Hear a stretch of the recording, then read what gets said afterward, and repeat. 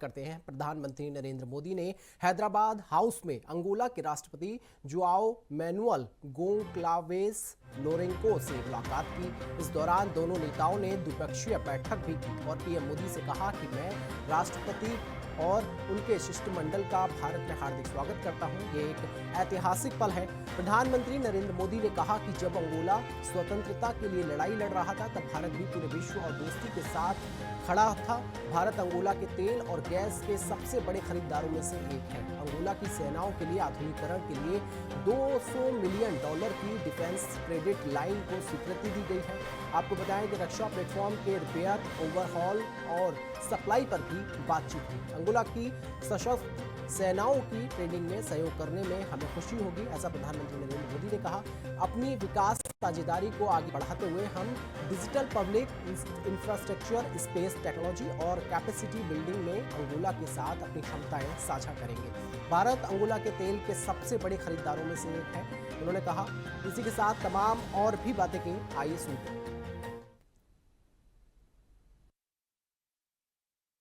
Friends, इस वर्ष भारत और अंगोला अपने राजनयिक संबंधों की 40वीं वर्षगांठ मना रहे हैं, लेकिन हमारे संबंध उससे भी बहुत पुराने हैं, बहुत गहरे हैं। जब अंगोला फ्रीडम के लिए फाइट कर रहा था तो भारत भी पूरी फेथ और फ्रेंडशिप के साथ खड़ा था। फ्रेंड्स, आज विभिन्न क्षेत्रों में हमारा घनिष्ठ सहयोग है। भारत अंगोला के तेल और गैस के सबसे बड़े खरीदारों में से एक है। हमने अपनी एनर्जी साझेदारी को व्यापक बनाने का निर्णय लिया है। मुझे यह घोषणा करते हुए खुशी है कि अंगोला की सेनाओं के आधुनिकीकरण के लिए $200 मिलियन की डिफेंस क्रेडिट लाइन को स्वीकृति दी गई है। रक्षा प्लेटफॉर्म्स के रिपेयर और ओवरहॉल और सप्लाई पर भी बात हुई है। अंगोला की सशस्त्र सेनाओं की ट्रेनिंग में सहयोग करने में हमें खुशी होगी। अपनी विकास साझेदारी को आगे बढ़ाते हुए हम digital public infrastructure, space technology और कैपेसिटी बिल्डिंग में अंगोला के साथ अपनी क्षमताएं साझा करेंगे। आज हमने health care, diamond processing, fertiliser और क्रिटिकल मिनरल क्षेत्रों में भी अपने संबंधों को और मजबूत करने का निर्णय लिया है। अंगोला में योग और बॉलीवुड की लोकप्रियता हमारे सांस्कृतिक संबंधों की मजबूती का प्रतीक है। अपने पीपल टू पीपल संबंधों को बल देने के लिए हमने अपने युवाओं के बीच यूथ एक्सचेंज प्रोग्राम शुरू करने का निर्णय लिया है। फ्रेंड्स, इंटरनेशनल सोलर अलायंस से जुड़ने के अंगोला के निर्णय का हम स्वागत करते हैं। हमने अंगोला को भारत की पहल coalition for disaster resilient infrastructure, big cat alliance और ग्लोबल बायोफ्यूल अलायंस से भी जुड़ने के लिए आमंत्रित किया है। वहीं अब उस खबर की बात करते हैं जिसकी हर तरफ चर्चा हो रही है, यानी कि पानी की, यानी पंजाब और हरियाणा के बीच में बने हुए पानी के लिए जो जद्दोजहद हो रही है उस खबर की बात करते हैं। हरियाणा पंजाब के बीच में पानी की लड़ाई लगातार बनी हुई है। नदी जल बंटवारे को लेकर जारी विवाद के बीच मुख्यमंत्री नायब सिंह सैनी ने सर्वदलीय बैठक की। बैठक में पड़ोसी राज्य की आम आदमी पार्टी सरकार से भाखड़ा बांध से बिना शर्त पानी छोड़ने की अनुमति देने का आग्रह किया गया। हरियाणा के मुख्यमंत्री नायब सिंह सैनी ने कहा कि पंजाब अपने आवंटित हिस्से से कहीं ज्यादा मात्रा में पानी का उपयोग कर रहा है और वहीं दूसरी ओर हरियाणा को उससे आवंटित हिस्से से 17% कम पानी मिल रहा है। भगवंत मान की सरकार पर निशाना साधा गया। आज हरियाणा के कई जिलों में पीने के पानी की समस्या लगातार बनी हुई है। ये समस्या नहीं आती अगर भगवंत मान पानी नहीं रोकते। भगवंत मान का ये रवैया न केवल हरियाणा बल्कि पूरे देश के लिए एक गलत मिसाल पेश कर रहा है। हरियाणा के कई जिलों में पानी जो पीने का है उसकी समस्या लगातार बनी हुई है। पंजाब अपने हिस्से से ज्यादा पानी उपयोग कर रहा है। मान सरकार तथ्यों को तोड़ मड़ोड़ कर पेश कर रही है। इसी के साथ क्या कुछ नायब सिंह सैनी ने कहा, आइए सुनते हैं। 23 अप्रैल 2025 को तकनीकी समिति द्वारा दिए गए निर्णय को लागू किए जाने के संबंध में प्रस्ताव पास किया गया। हरियाणा के लिए कुल आवंटित क्षमता 12.55 MAF है, जबकि हरियाणा को 10.67 MAF ही पानी मिल रहा है।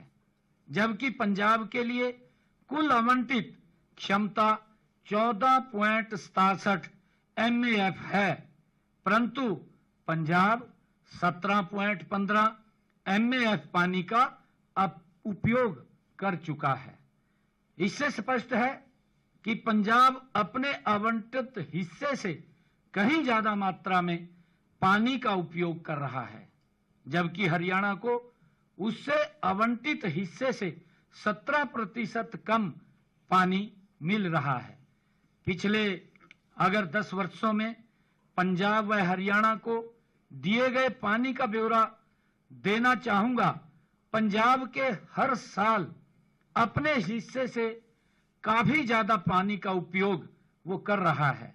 मैं बताना चाहूंगा कि SYL का निर्माण न होने के कारण भी हरियाणा पानी के अपने आवंटित 3.5 MAF हिस्से में से केवल 1.62 MAF पानी का ही उपयोग कर रहा है।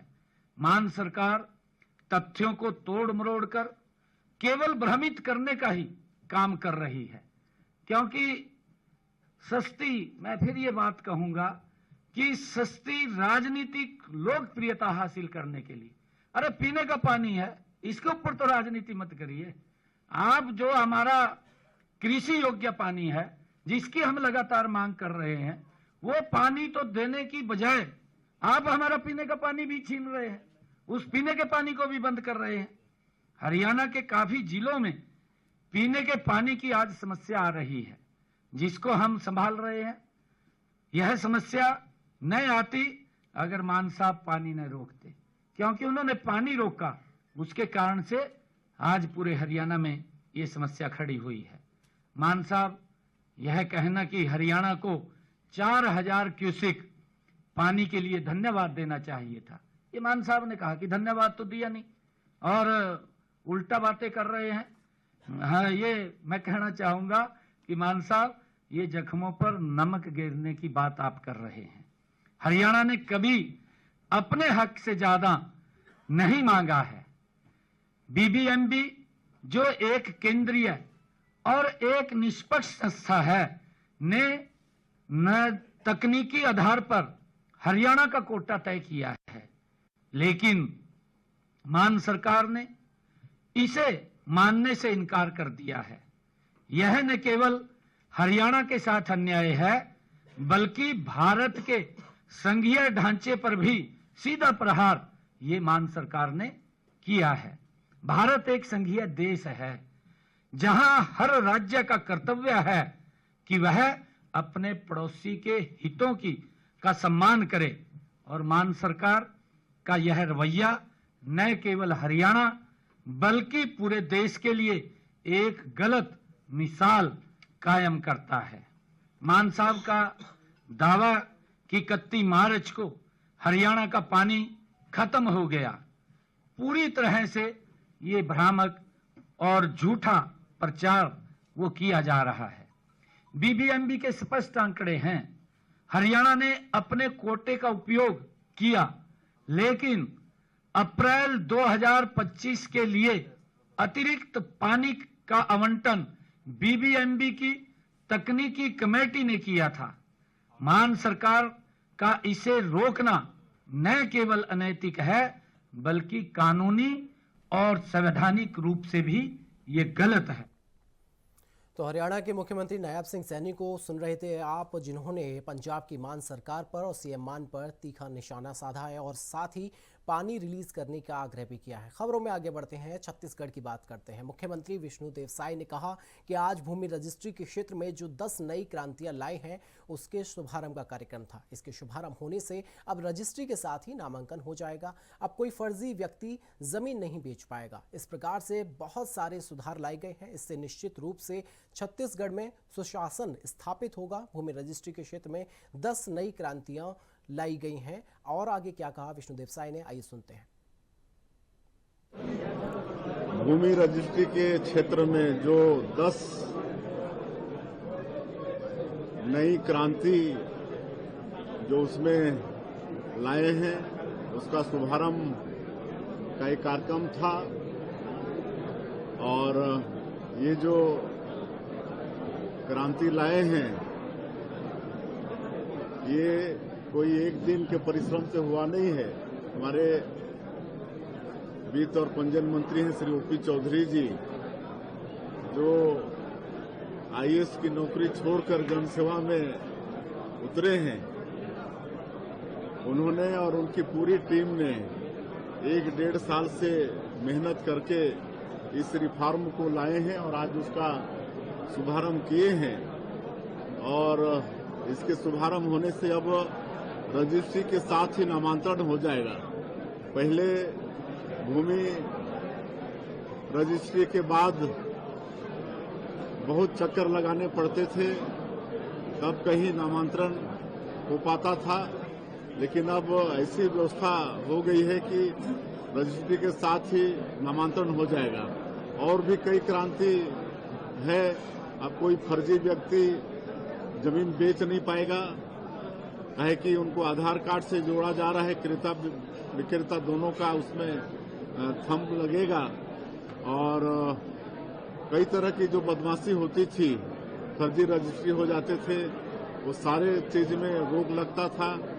कोई अपने परिवार की संपत्ति है वो अपने बेटा बेटी को देना चाहता है, लेकिन उसमें भी वो कीमत का 0.8% राशि उसको खर्च करना पड़ता था, जबकि अपने बाप की संपत्ति है और अपने परिवार में ही दे रहा है, तो उसमें भी पैसा खर्चा करना पड़ता था। लेकिन अब वो मात्र 500 रुपये में वो काम हो जाएगा। तो इस तरह से बहुत सारे रिफॉर्म इसमें लाए हैं। तो मैं इस अवसर पर हमारे वित्त और पंजन मंत्री श्री ओपी चौधरी जी, उनकी पूरी टीम को, और राजस्व मंत्री भी हैं, उनको भी सबको बहुत बहुत उनके मेहनत के लिए और रिफॉर्म लाने के लिए बधाई देता हूं, धन्यवाद देता हूं। इससे निश्चित रूप से छत्तीसगढ़ में सुशासन स्थापित होगा। खबरें लगातार जारी रहेंगी। फिलहाल वक्त तो चला एक छोटी सी ब्रेक, और ब्रेक के बाद एक बार फिर से स्वागत है। खबरों में आगे बढ़ते हैं और अब बात करते हैं देश की राजधानी दिल्ली की। दिल्ली कैबिनेट द्वारा सभी निजी स्कूलों की फीस वृद्धि को नियंत्रित करने के लिए स्कूल फीस एक्ट को मंजूरी दिए जाने पर मुख्यमंत्री रेखा गुप्ता ने कहा कि इस एक्ट के जरिए सभी 1677 स्कूलों की फीस पारदर्शी तरीके से नियंत्रित की जाएगी। पिछली सरकारों के कार्यकाल में लगातार फीस बढ़ती रही है, परंतु सरकार द्वारा कभी इस पर रोक नहीं लगाई गई। पहली बार दिल्ली सरकार ने एक कदम उठाया है। जल्द ही ऐसा समय आएगा कि जब दिल्ली सरकार इतनी व्यवस्थित हो जाएगी कि लोग अपने बच्चों को निजी स्कूलों की जगह सरकारी स्कूलों में भेजने के लिए मजबूर हो जाएंगे। हम जल्द ही सदन बुलाकर एक्ट पर मुहर लगाकर इसे दिल्ली की जनता को सौंप देंगे। फीस वृद्धि नियंत्रण पर स्कूल फीस एक्ट को मंजूरी मिली थी, जिसके ऊपर मुख्यमंत्री रेखा गुप्ता ने क्या कुछ और कहा, आइए सुनते हैं। आज दिल्ली के अलग अलग स्कूलों से आए हुए पेरेंट्स, जिन्होंने आज सरकार का धन्यवाद देने के लिए यहाँ पधारे, उनकी भावनाओं को मैं समझ पा रही हूँ। जिस तरीके से लगातार इतने सालों से दिल्ली के पेरेंट्स के साथ में अन्याय हो रहा था, स्कूल यदि फीस बढ़ाते थे तो सरकार उनकी सुनवाई नहीं करती थी और कोई ऐसा नियम कायदा कानून ही सरकार के पास नहीं था जिसके माध्यम से इस पूरे फीस स्ट्रक्चर को रेगुलेट किया जा सके, या किसी भी तरीके से स्कूलों को ये कहा जा सके कि आपको किस तरीके से कितनी और कब और कैसे फीस की गाइडलाइन तैयार करनी होगी। पर जैसे ही पेरेंट्स की आवाज हमारे कानों तक, हमारे मन तक पहुंची, अपने इस 2 महीने के छोटे से कार्यकाल में सरकार ने ये नियम लेके आई, ये एक्ट बनाया और इस एक्ट के माध्यम से दिल्ली के सभी 1677 स्कूल, उन सबका फीस रेगुलेट हो पाएगा ट्रांसपेरेंट तरीके से। पेरेंट्स का इन्वॉल्वमेंट, स्कूल मैनेजमेंट का इन्वॉल्वमेंट, हर एक की सहमति से ही आगे फीस बन पाएगी, बढ़ पाएगी। और ये आज की बात नहीं है, फीस लगातार पिछली सरकारों के समय में बढ़ती रही है, परंतु कभी भी सरकार के द्वारा उस फीस को रोका नहीं गया था। पहली बार दिल्ली सरकार ने ये कदम उठाया, एक्ट बनाया, और वो एक्ट जो अपने आप में फुल प्रूफ है, जिसमें हर एक के साथ न्याय है। हमारे शिक्षा मंत्री आशीष सूद जी ने जिस तरीके से इस पे मेहनत करी, सभी पार्टीज जो इसमें जुड़ी हैं, चाहे वो पेरेंट्स है, चाहे एडमिनिस्ट्रेशन है, और चाहे टीचर्स हैं, प्रिंसिपल है, सबके साथ बातचीत करते हुए उसको लीगली भी वेट किया गया कि किस तरीके से ये कानून बनाया जा सकता है। आसपास के सभी राज्यों को स्टडी किया गया कि इस नियम को बनाते हुए हर पक्ष का ध्यान रखा जाए।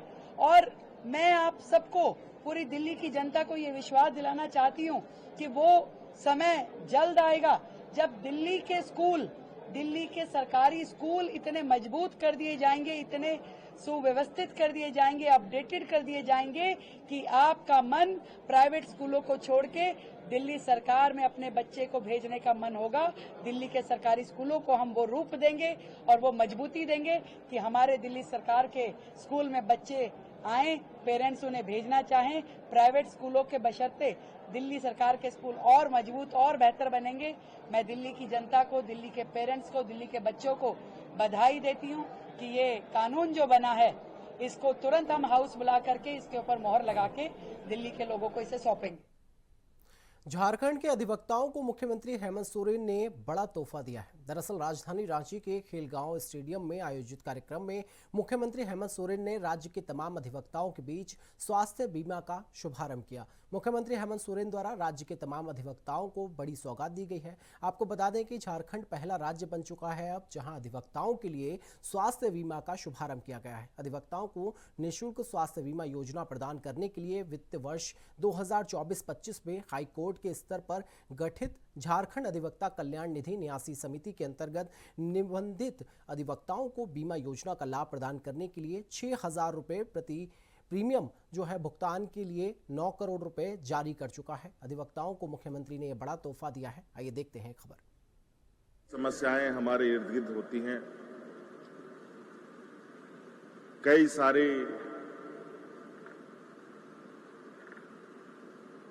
समस्याओं का समाधान और उसका हल निकालते निकालते जीवन बीत जाता है, मगर समस्या का हल नहीं निकल पाता। आज उसी क्रम में हम लोगों ने गांव से लेकर शहर तक हर एक व्यक्ति की समस्याओं का कुछ न कुछ समाधान करने का प्रयास किया है। और इसी कड़ी में आज का ये अधिवक्ताओं के लिए भी उनके स्वास्थ्य को लेकर, उनके परिवार के लोगों के स्वास्थ्य को लेकर हमने ये बीमा योजना प्रारंभ किया। और आपको हम बताएं कि आप लोगों के लिए भी वकालत और कैसे बेहतर हो, हमारे राज्य में और कैसे हम अधिक से अधिक यहां पर अच्छे अधिवक्ताओं के साथ राज्य को खड़ा करें। देश में अलग अलग जगह पर अलग अलग नामचीन अधिवक्ताएं हैं, हमारे भी राज्य से ऐसे अधिवक्ताएं होनी चाहिए जो देश में भी अपना नाम रोशन कर सके। आप लोगों को मालूम होना चाहिए कि हम लोगों ने अपने बच्चों को पढ़ने के लिए, हायर एजुकेशन के लिए गुरुजी क्रेडिट कार्ड शुरू किया है। अपने बच्चों को वो गुरुजी क्रेडिट कार्ड दिलवाइए, जहां आप अपने बच्चों को इंजीनियर, डॉक्टर, वकील पत्रकार कुछ भी क्षेत्रों में पढ़ाना चाहते हैं तो उस गुरुजी क्रेडिट कार्ड से 15 लाख रुपया तक का ऋण भी उपलब्ध आपको उनके बच्चों को।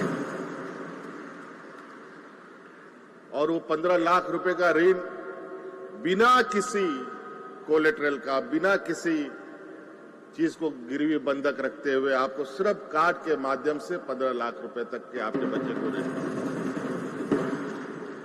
और अभी हमारा एक और प्रयास चल रहा है, देश के बेहतरीन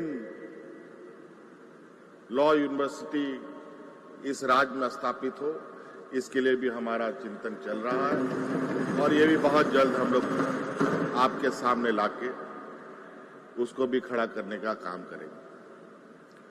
तो इसलिए आज बहुत ज्यादा भाषण देने की आवश्यकता नहीं है। आप लोग बहुत दूर दराज से आए हैं, पूरे राज्य से आए हैं, रात भर आने में लगा होगा, दिन भर जाने में भी लगेगा। इसलिए आजादी के अमृत काल में देश भर के स्टेशनों का क्रियाकलाप किया जा रहा है। इसी कड़ी में शिवराज सिंह चौहान ने बड़ी बात कही है। केंद्रीय मंत्री शिवराज सिंह चौहान ने कहा कि आजादी के अमृत काल में विकसित भारत हमारा लक्ष्य है और विकसित भारत के लिए रेलवे स्टेशन भी विकसित होना चाहिए। इसलिए विदिशा रेलवे स्टेशन के आधुनिकीकरण के लिए जनता के लिए सुविधाओं के विस्तार को लेकर प्रथम चरण में 24 करोड़ रुपए स्वीकृत किए गए थे। कुछ काम पूरे हो गए हैं और कुछ का काम पूरा होने की कगार पर है। साफ सुथरे प्लेटफॉर्म हो, प्रवेश करते ही लोग महसूस करें कि यहाँ आना सुखद है, सारी न्यूनतम आवश्यकताएं पूरी हो, बैठने की पर्याप्त व्यवस्था हो। इसके लिए पहले चरण का काम पूरा हो चुका है। क्या कुछ कहा शिवराज सिंह चौहान ने, आइए सुनते हैं। काल में विकसित भारत हमारा लक्ष्य है और विकसित भारत के लिए रेलवे स्टेशन भी विकसित होना चाहिए और इसलिए विदिशा रेलवे स्टेशन के आधुनिकीकरण के लिए, यहां जनता की सुविधाओं के विस्तार के लिए प्रथम चरण में 24 करोड़ रुपए स्वीकृत किए गए थे। उनके काम अभी चल रहे हैं, जारी हैं। कुछ काम पूरे हो गए हैं और कुछ काम पूर्णता की ओर है। साफ सुथरे प्लेटफॉर्म हो, प्रवेश के समय महसूस करें लोग कि यहां आना सुखद है, सारी न्यूनतम आवश्यकताएं पूरी हो, वेटिंग हॉल अच्छे हों, शौचालय अच्छे हों, बैठने की पर्याप्त व्यवस्था हो। इसके लिए पहले चरण का काम अभी चल रहा है। वहीं केंद्रीय रेल मंत्री अश्विनी वैष्णव ने कहा कि ये बहुत गौरव की बात है कि पुणे में एक बहुत अच्छी शुरुआत हुई है। आज पश्चिमी राजस्थान को पुणे और चेन्नई से जोड़ने वाली नई रेल सर्विस को शुरू किया गया है। मैं इसके लिए प्रधानमंत्री नरेंद्र मोदी को धन्यवाद देता हूं। इसी के साथ और क्या कुछ कहा, आइए सुनते हैं। गौरव की बात है कि आज इस पुण्य नगरी पुणे में छत्रपति शिवाजी महाराज की इस भूमि में एक बहुत अच्छी शुरुआत हुई है। कई वर्षों से जो डिमांड थी, पश्चिमी राजस्थान को जोड़ने वाली नई रेलवे सर्विस पुणे से और चेन्नई से आज शुरू हुई है। मैं प्रधानमंत्री श्री नरेंद्र मोदी जी को उनके यशस्वी काम के लिए उनका हृदय से आभार व्यक्त करता हूं कि ये जो 30-40 वर्षों पुरानी जो डिमांड थी वो आज उन्होंने पूरी की। साथियों, पुणे के विशेष डेवलपमेंट का जिम्मा लिया गया है क्योंकि पुणे एक बहुत ही बड़ी औद्योगिक नगरी है, पुण्य भूमि है, इलेक्ट्रॉनिक्स का हब है। यहाँ पर बहुत डिमांड आती है देश भर से एजुकेशन के लिए, हर तरह के। इसलिए पुणे की कैपेसिटी को डबल करने के लिए कुछ महीनों पहले जब चुनाव के दौरान आप सबसे मैं मिला था, तब आपसे प्रॉमिस किया था कि इसका एक मास्टर प्लान बनेगा। वो मास्टर प्लान बनके तैयार है। पुणे के आसपास के स्टेशंस को हड़पसर, खड़की, शिवाजीनगर, अलांदी, उरुली और पुणे जंक्शन, इन सब को लेके कंप्लीट एक मास्टर प्लान तैयार किया गया है जिससे पुणे की कैपेसिटी को डबल कर सके, यानी यहाँ से आने जाने वाली गाड़ियाँ डबल हो सके। ये बहुत बड़ा काम है आज़ादी के बाद में इस तरह का बड़ा काम बहुत ही कम समय में कभी ऐसा देखा गया था। ऐसा हमारे प्रधानमंत्री जी का हमेशा हमको मार्गदर्शन है कि आने वाले 40-50 वर्षों का सोच के कोई भी काम हाथ में लो। इसलिए मुंबई हो, पुणे हो, नागपुर हो, नगर हो, अपने महाराष्ट्र में और भी कई शहरों में। हरियाणा सरकार में मंत्री अनिल विज ने पंजाब हरियाणा जल विवाद पर कहा कि पंजाब की वो संस्कृति है जो प्यासे लोगों को पानी पिलाने के लिए जानी जाती है। आज उस पंजाब ने हरियाणा के लोगों के पानी वाले जो गिलास है उसको छीन लिया है। इसी के साथ क्या कुछ और कहा, आइए सुनते हैं। लोग प्यासों को पानी पिलाने के लिए छबीले लगाते, आज उस पंजाब में हरियाणा के लोगों के पीने वाले पानी का गिलास छीन लिया। फेडरल स्ट्रक्चर में हम मैं करके नहीं जी सकते। इसी के साथ खबर दिन भर में इतना ही। ऐसी तमाम देश दुनिया की बड़ी खबरों को देखने के लिए देखते रहिए इंडिया वॉइस। नमस्कार।